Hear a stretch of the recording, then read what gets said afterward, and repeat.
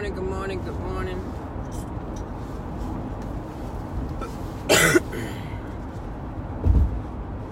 Let's see. So I'm going to give it a couple minutes. Not a couple minutes. That's a long time. Give it a little bit. Let me take off this jacket. Woo-hoo. Blonde, espresso, quad, life. Strawberry lemonade, refresher. Hey, Dr. Sheetal, how art thou? I hope all is well with you. Business is still doing well, I hope. You guys know I like to come to y'all in the mornings at times. I've been gone for a while. What's up, Mason? Hope you're out there enjoying retirement. Yeah, I know I like to come to y'all in the morning with any types of words of encouragement that the Lord places on my spirit. I have been gone, as I stated. I've been gone for a little while, only because I've been working. And as y'all know, also this wedding is getting closer. So on my past days, I've been dealing with the wedding, as far as planning, this guest list that we thought we had on Smash just begin to attack us all over again. So between those things, I've been pretty preoccupied.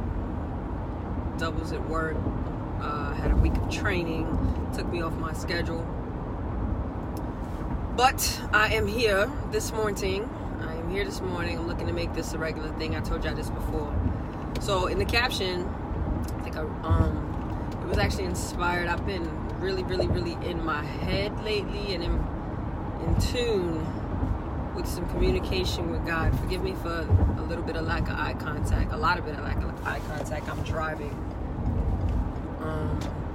I head to church this morning for communion. It has been a long time since I have stepped foot in anybody's church, you guys. But I'm going this morning because sometimes you crave, I know for me, I crave that praise and worship. You can have it in your crib, in your car, anywhere. But it's not the same when you're around like spirits within the atmosphere. It's a total different ballgame. I was very, very, very reluctant to decide to go to church this morning because I know for me, as soon as I walk into a church building, my guard goes up immediately. It doesn't matter what church it is. It sucks that it's gotten to that for me, but it is what it is. Anyway, caption, right? So lately I've been seeing a lot of videos on Facebook, in social media, within the news, with the regular stuff that's been going on, but it's been in my spirit, hard body, about LCM. I told you guys we were relaunching October of this year. For those of you that's not familiar with LCM, Love's Compassion Magazine is a non-for-profit magazine, publication that I started back in 2012. And the concept is we minister. Big Mama, you got to hit me up. I Instagrammed you. I need your information for this wedding. Okay, back to what I was saying. Love's Compassion Magazine is something that the Lord and I started back in 2012. And it is the concept. We minister to anyone using creative writing. So it's a publication. I always tell people it's about the size of a Jet magazine. It's 8.5 by 5.5 in size, usually ranging no more than 40 pages. That's including advertisement and pictures and so on, if we put pictures for, different things that we might have done. I constantly tell you guys, probably one of the biggest things that we got to do that was fun, extremely fun and rewarding, it was supposed to start out as our back to school backpack annual event.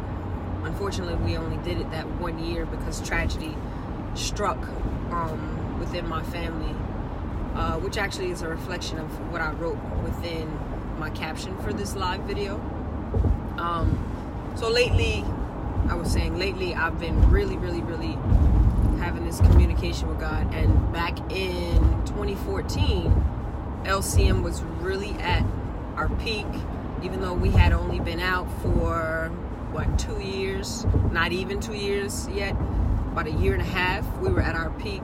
We had started getting our momentum up. People had begun to, take a liking and a following to what we had been doing. And more importantly, souls were being affected. Souls were being saved. People were reaching out, giving testament of either attending a showcase and being blessed by it, reading articles within the magazine and being blessed by it, having a heavy day and coming across somebody who just handed them the magazine, and the text messages, the phone calls, all encouragement. We were doing really, really well. And unfortunately, it's also the last time we had our showcase, and the last time we did, I would say, like a mass production of the magazine, meaning it went out to a few hundred people and people were seeing what we were doing. That year was also the year where I give it the description as to say, the enemy saw the progress we were making. He saw the souls that were being affected. So he had to go for the head, that being myself, when it came to LCM. So my attacks started right before that particular showcase. Now, my very first showcase I did with LCM back in 2012, I prayed for attendance. Because of course, it's your first event, you putting up all this money, you're like, I just hope people actually show up. For the next showcase we did in 2014, I didn't pray for attendance, I prayed for souls to be saved. So I actually did a whole fast and continuance of prayer within that particular week. Now, my attacks started a few months before the showcase. The showcase was set to be July. I think it was going to be right before my birthday. I'm trying to recall. It was either right before my birthday or right after my birthday. I'm not sure. But the attack started before so. In May, I had a really, really, really bad car accident where my car was totaled. That's the description of the bad. Because the car was totaled, but no passenger nor myself was really injured too much. Every so often I still deal with a little bit of pain within my hip area because of the whole slamming on the brakes and the impact simultaneously. So yeah, I still deal with that, but not drastically. Thank God, not drastically. What the paramedic said when she was on the scene was she was very shocked because my airbags did not deploy. They should have deployed. When you see, I don't know if you guys ever saw when I posted the pictures and video from the accident. The airbag should have deployed. Long story short, nobody was hurt. Car was totaled. We made it out. That was in May. Again, the showcase was due to be in July. That was the end of May. I want to say it was May 31st. I really want to say it was May 31st. By June 7th, I was in a brand new car. Hey, Miss Jones. By June 7th, I was in a brand new vehicle and I didn't put any money down. And so it was like every time the enemy took a strike, there was a blessing that came thereafter. He continued to try to strike. Shortly after I got the car, literally not even a few weeks, I happened to stop. I want to say this happened with the new car. It could have been right before the accident, but regardless, within this time frame, I was in an area late night with my kids in a car. I stopped to get gas at a place I had never been. Something just said, make a U-turn, go into that gas station. And I did such. And as soon as I started to pump my gas, I heard a loud bang. And I look up, and it was a car accident that I had just made a U-turn from being a part of. So I'm like, okay, this dude is really coming for my head. He's not trying to see me win. Whatever, I know how he gives it up. I know how he operates. just kept moving forward with LCM, as well as observing the attacks that was trying to go forth. But in July, when we did our showcase, I had saw my baby sister, whom I had not seen in a while, and I had bumped into her, I think, the week of the showcase, right? The week prior to that weekend. And I was like, come through to the showcase. She was like, I don't know. I'll probably come through. Maybe. I think I'll come through. So I told her, it don't matter what you wear. Don't worry about clothes. None of that. Nobody's judging. Just come out. Enjoy yourself. Don't worry about no tickets and none of that. And she came to the showcase. I was super ecstatic. At the showcase, we always offer salvation at the end before we close out and, do the mingling and so on. And when we offered salvation, or when salvation was offered, 3 souls dedicated their life to God. My mother, my baby sister, and my cousin. The level of praise that I had in my spirit was ridiculous because, as I stated, for that particular showcase, I didn't ask for attendance. I asked for souls. And I got 3 family members. So if anybody that knows anything about walking with God and wanting the best for your family and praying for them throughout, friends, family, all loved ones, period. When you see that happens, it was an answer to a request that you had. It is definitely something that really does something to your soul.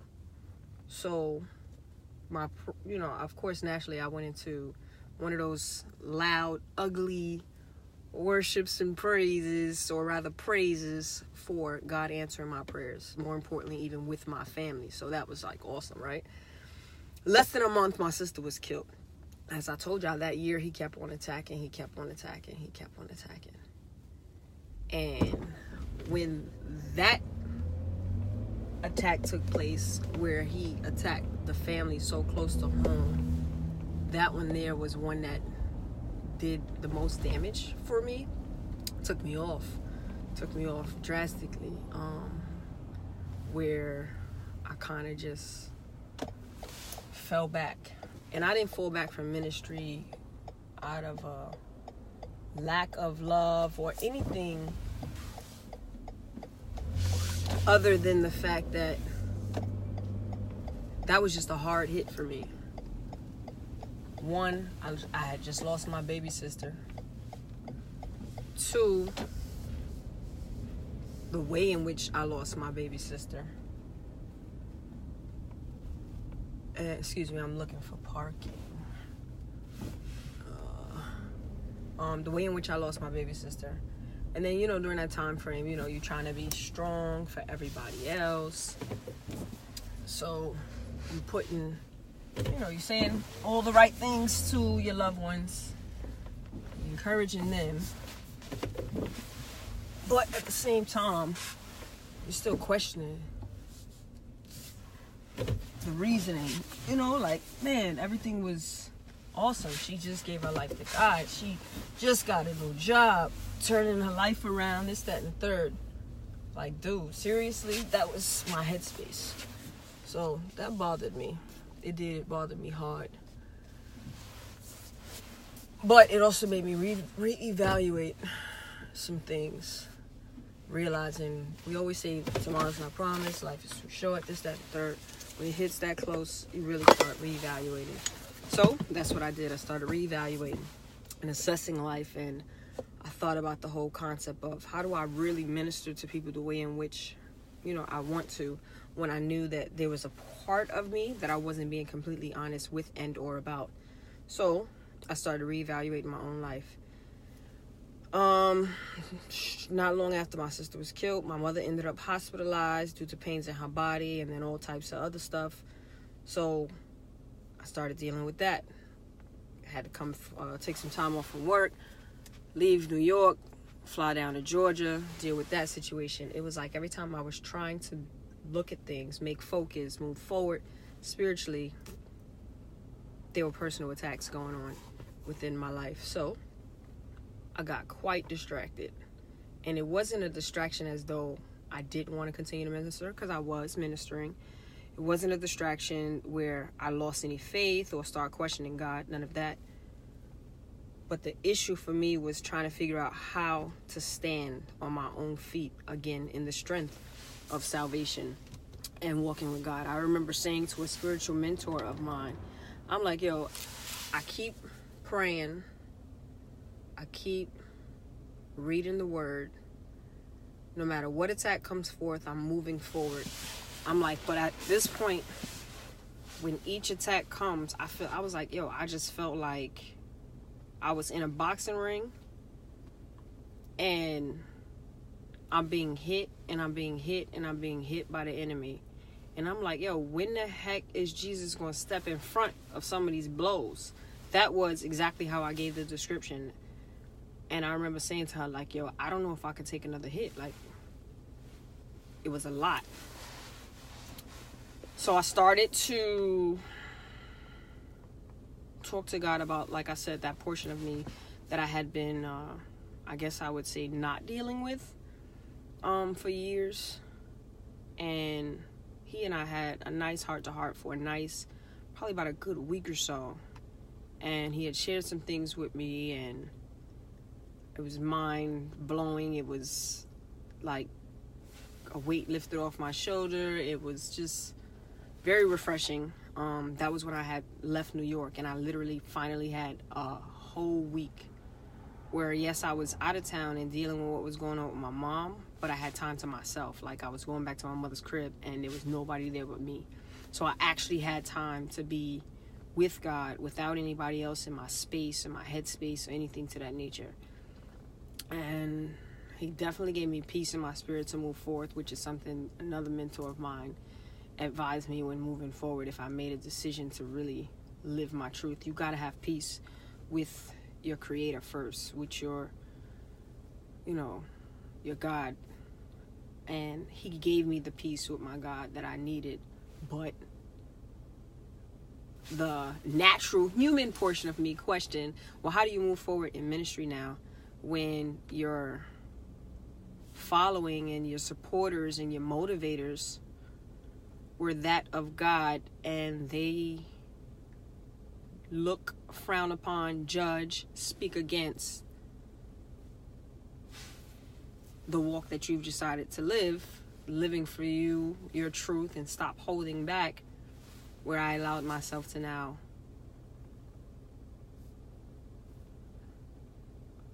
I struggle with saying certain things only because I hate titles, I hate labels, that kind of thing. So now you're walking in the life of what they call homosexuality. My walk hasn't changed with God. My love for him hasn't changed. My word, knowledge of the word, my belief in the word, none of those things have changed. How do you move forward in ministry when you're constantly going to now definitely be thrown bricks at? Because they're going to want to know how you talk in this, teaching this, believing this, but you live in this. So that kept me off LCM or away from LCM for a while. I wrote magazines. I put them out via internet. I tried to advertise them. I didn't go as hard as I did before because I did have a team at one point that was helping and aiding, but I didn't have a lot of that team anymore. Again, like I said, because personally it appeared as though when that decision was made, there's some people that kind of like went a different way, which is natural. Anytime you're moving forward in life, not everybody's meant to go with you. But as I stated within this caption, don't allow life's warfare, the car accident, the murder of my sister, the attacks on my mom's body, the just attack after attack, everything that transpired within that time frame, to distract you from what your ministry is, from what your call is, from what your purpose is. I did allow it to distract me. Like I said, the last showcase we did was in 2014. We're now in 2019, and I'm talking about relaunching. I continued to minister throughout those years, not like I used to, because I was doubtful or fearful, rather, of people's comments and judgments. I put out magazines, not like I did before though. Again, fearful. Don't allow this crazy, corrupted world that we live in to have you to operate and lead by fear. Don't allow them to keep you from being who God called you to be at the end of the day. And definitely don't let them stump your ministry, whatever that may be. We all have some type of purpose. Don't allow life, the traumas of life, the warfare of life. It can hit you. It can knock you down, but don't let it keep you down. And that's what my my words of encouragement is today. Don't allow life's things to keep you down. I love you guys. I'm about to step foot in this church. I have not stepped foot in a church in a little bit. I don't know if it's been a whole year yet. Still been reading, still been listening. I've been having my own church, so to say. But my plan was to originally just go in for praise and worship because that's what I feel like I really, really, really am craving right now. Then I realized it was Communion Sunday, and I was like, oh, okay, I'll do communion. So I'm not sure how long I'm going to be in here. I don't intend on being here long, but we'll see what the Lord says. I'm going to holler at y'all later. Love y'all. Thank you all. Whoever tuned in, thank you for tuning in. Appreciate y'all. Again, Sharon, hit me up. I need your information for the wedding.